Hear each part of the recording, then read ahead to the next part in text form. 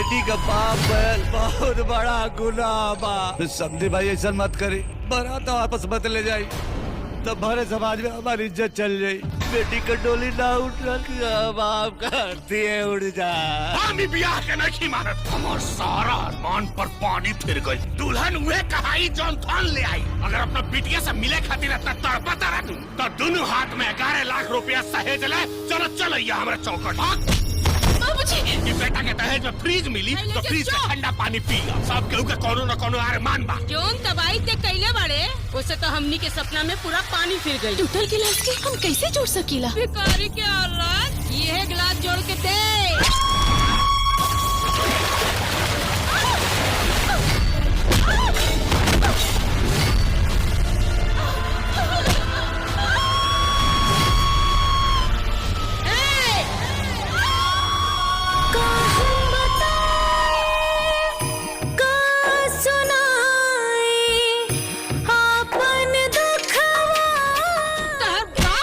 देवेला रे, जा जा बना चूल्हे पे। ससुर के लोग बाबूजी मारे मौनी के तोहरा जैसे औरत जेकरा घरे भी जाई ना, वो घर के स्वर्ग बना। और घर में सास ससुर ननद अब बबुआ कैसन बाना? सब लोग बहुत अच्छा बाड़े बाबूजी। ना खइबा तो कलमुइया पूरा खा जाई।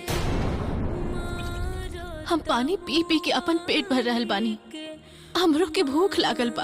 अरे बुढ़ापे में हमने काकेला मत छोड़ा बबुआ। बड़ी भोले भाले सीधी साधी बड़ी नेक बाड़ी,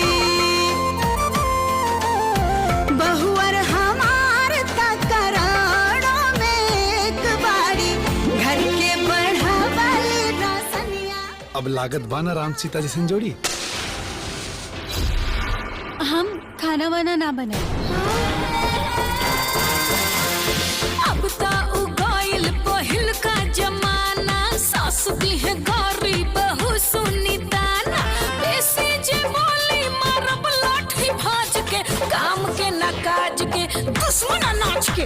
ना चली मनमानी और ना चली फुटानी। अब एकरा साथे भी उहे कइल जाई जन कवितवा के साथे कइले रहनी चा।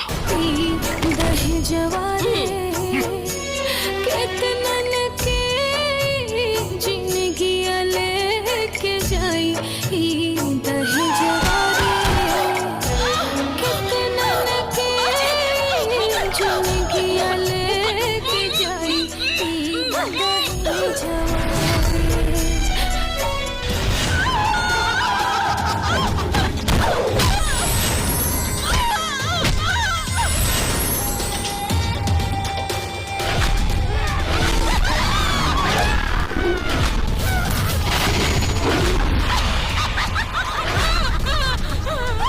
दादाजी आवा आवा।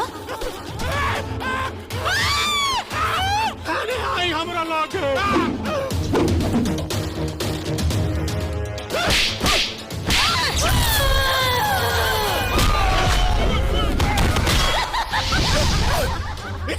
उहे जेरोवा कविता के साथ कैले रानी।